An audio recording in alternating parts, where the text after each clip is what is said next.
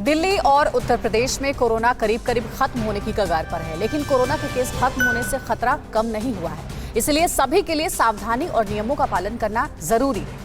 अब भी कई ऐसी तस्वीरें आ रही हैं जिससे संक्रमण का खतरा फिर से बढ़ सकता है। देखते हैं टॉप 9 कोरोना से जंग। दिल्ली में कोरोना के मरीजों की रिकवरी रेट करीब 98% तक हो गई है। कल दिल्ली में कोरोना के सिर्फ 337 नए केस मिले, जबकि 36 लोगों की मौत हो गई। एक्टिव मरीजों की संख्या भी घटकर 4511 हो गई है, जो 23 मार्च के बाद सबसे कम है। उधर उत्तर प्रदेश में भी कोरोना की दूसरी लहर खत्म होने के करीब है। बुधवार को यूपी में सिर्फ 709 नए मरीज मिले हैं और 91 लोगों की मौत हो गई। मरीजों की ठीक होने की दर भी बढ़कर 98% हो गई है।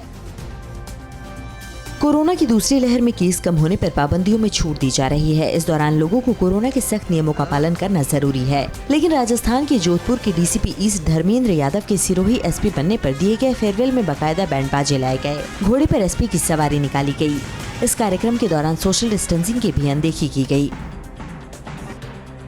गुजरात में कोरोना के संक्रमण कम होते देख राज्य सरकार ने कल से यानी 11 जून से अनलॉक की प्रक्रिया शुरू करने का ऐलान किया है। अनलॉक के दौरान सभी धार्मिक स्थल कल से खुल जाएंगे। 50% क्षमता के साथ जिम भी खोले जाएंगे। किसी कार्यक्रम में 50 से ज्यादा लोग शामिल नहीं हो सकेंगे। सुबह 9 से शाम 7 बजे तक होटल और रेस्टोरेंट 50% बैठने की क्षमता के साथ चलेंगे। हालांकि नाइट कर्फ्यू अब भी रात 9 बजे से सुबह 6 बजे तक जारी रहेगा।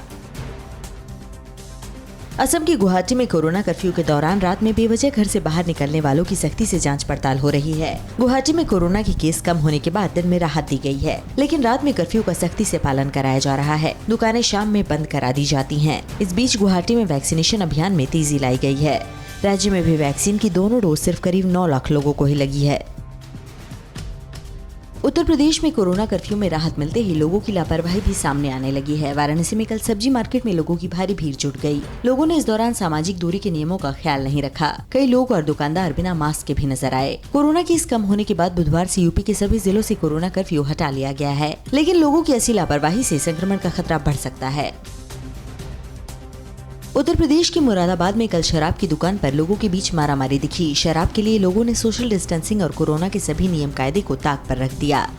दुकान बंद होने में कम समय बचे होने से हर कोई जल्द से जल्द अपनी शराब खरीद लेना चाहता था। यूपी में कोरोना कर्फ्यू खत्म होने के बाद शराब की दुकान सुबह 10 बजे से शाम 7 बजे तक खोलने की इजाजत दी गई है। मध्य प्रदेश में अनलॉक की प्रक्रिया शुरू होते ही बाजार में चहल पहल फिर से शुरू हो गई है, लेकिन कोरोना के खतरे को देखते हुए भोपाल में व्यापारियों और दुकानों के कर्मचारियों के लिए वैक्सीनेशन कैंप लगाए जा रहे हैं। इस खास मुहिम को नाम दिया गया है वैक्सीन लगाओ और दुकान खुलवाओ। इस मौके पर चिकित्सा शिक्षा मंत्री विश्वास सारंग भी मौजूद रहे। दुकानदारों से अपील की गई है कि टीका लगवा कर ही व्यापार की शुरुआत करें।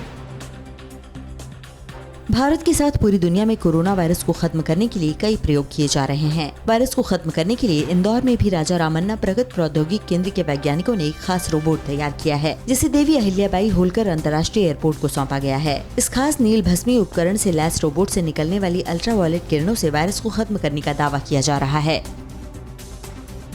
कोरोना काल में जम्मू कश्मीर के कठुआ की डॉक्टर शिवानी शर्मा गर्भवती होने के बावजूद कोरोना पीड़ितों के इलाज के लिए अपनी जिम्मेदारी को निभा रही हैं। शिवानी लखनपुर के सामुदायिक स्वास्थ्य केंद्र की मेडिकल ऑफिसर हैं, जहां कोरोना पीड़ितों का भी इलाज किया जाता है। गर्भवती होने के बावजूद शिवानी डॉक्टरी पेशा के सेवा धर्म को निभाकर अपने सहयोगियों को अपनी जिम्मेदारी निभाने के लिए प्रेरित करती है।